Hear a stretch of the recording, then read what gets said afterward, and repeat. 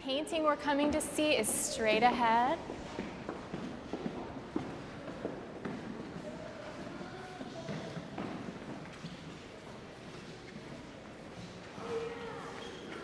Come in and get a... That's in the book with the plane. Yes, go in and get a good look.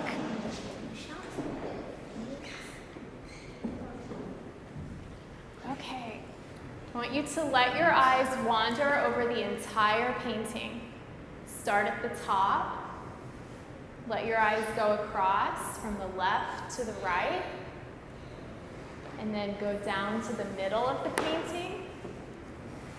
And let your eyes wander across the middle, looking at all of the details. We're really setting up Art Around the Corner as sort of a junior world of the artist, so that they're learning about the artistic process, and that you slow down and you really look at a work of art for a long time.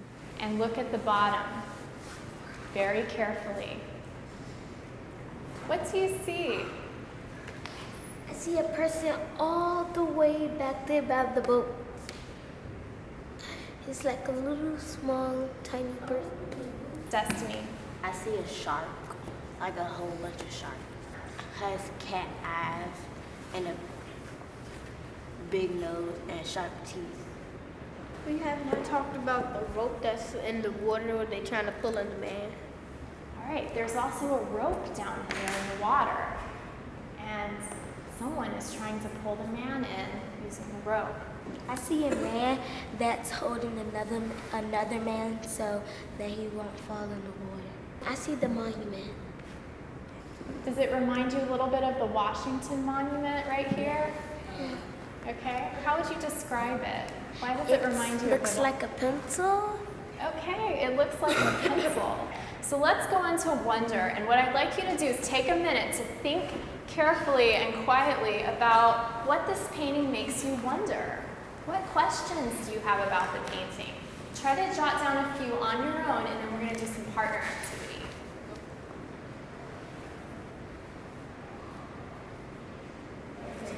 I wonder, what is the man about to do with that stick? I know, what is he about to do with the stick? I wonder, and how did that man get into the water? Oh yeah. Art Around the Corner is such a rich program, and when we design the program, we think of our mission, which has 3 prongs: to deepen understanding of art, to strengthen critical thinking, and to expand worldviews. So we put all our planning through that lens, and we really work on deepening understanding of art with the teachers by providing children's books about artists. Each lesson has a featured artist. So a student really knows the name of Jackson Pollock or Henri Matisse or Pablo Picasso because the classroom teacher is our partner, reads the book, they have reading comprehension, they learn art vocabulary, all pre-visit activities that the classroom teacher delivers, so that when they arrive at the gallery, they come with information they want to share right away, they share it, and then they see the works by those artists, and they sort of tack on more information. All starts to make sense. But they're doing a call and response. And you see, someone said they wondered if they were writing a letter home. What do you think? Yes. I'd like to hear your wonders, and I'm going to jot a few of them down. So what are you wondering? Why does that shark have a big nose? Because sharks don't usually have that big of a nose. I wonder if the man in the water is dead or alive. I wonder if the teeny man in the background is yelling shark. All right, it sounds like a lot of our questions have to do with the plot of the story. Okay, so now we're going to move to think. And I want you to think about one of your questions or a question that your classmates chose. I'd like you to think about that question and use your reasoning, your thinking, based on what you see here, and also your imagination, and write sort of a hypothesis or a guess of what you think is going on in this painting.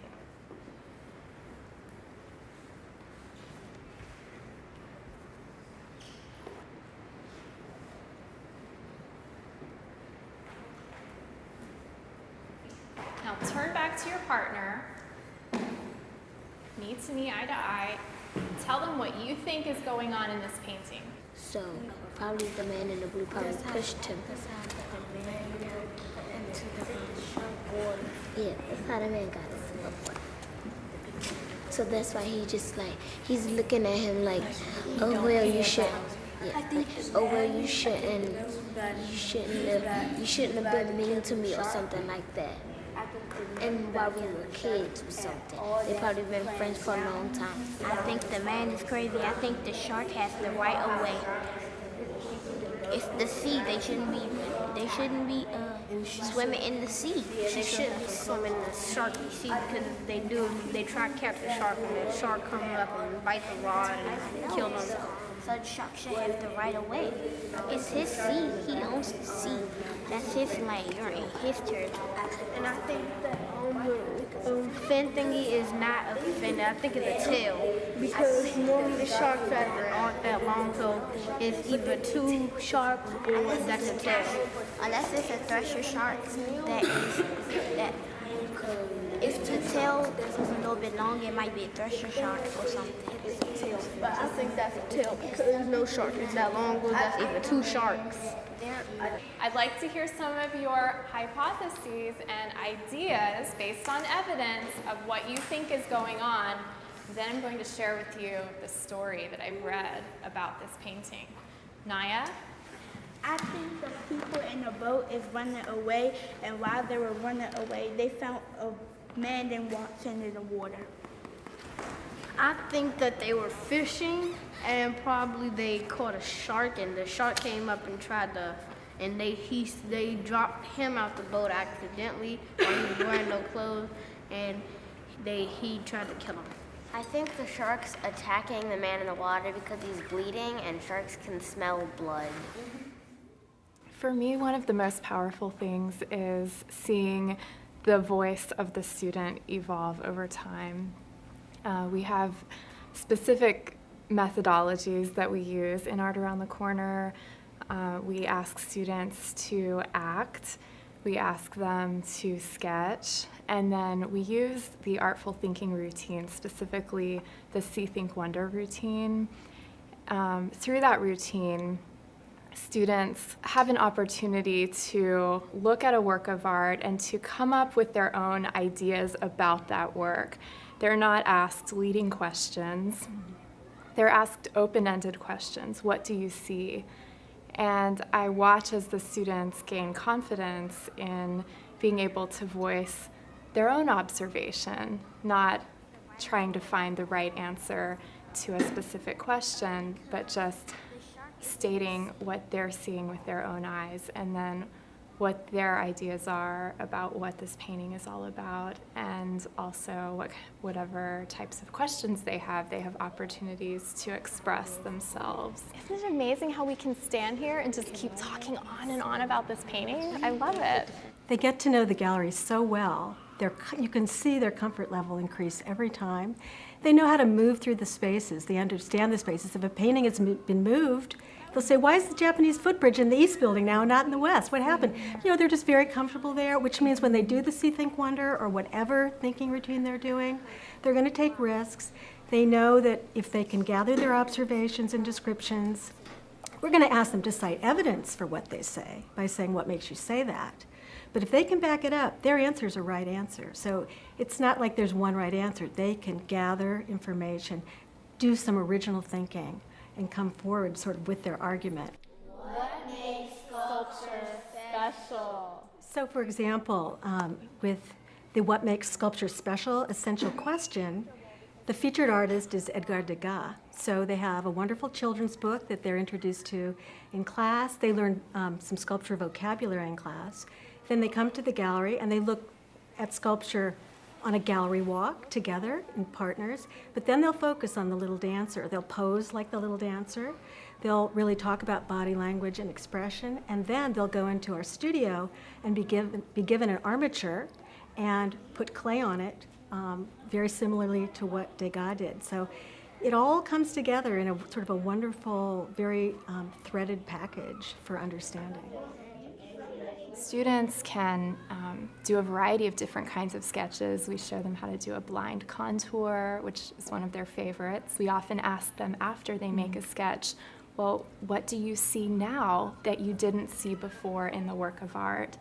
And there are so many aha moments that come about through that one reflection question. I can see, I'm so delighted to see right here, you're using artful thinking, see, think, wonder, with these book covers.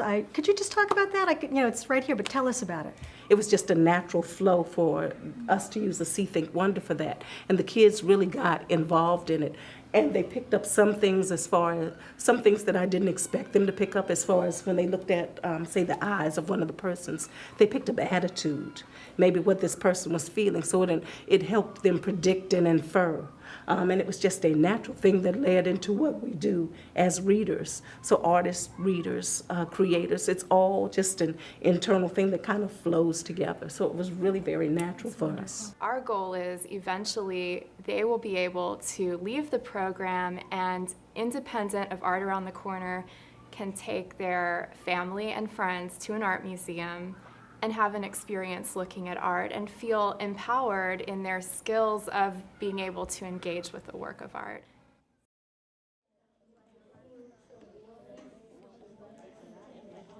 Painting that ultra model day.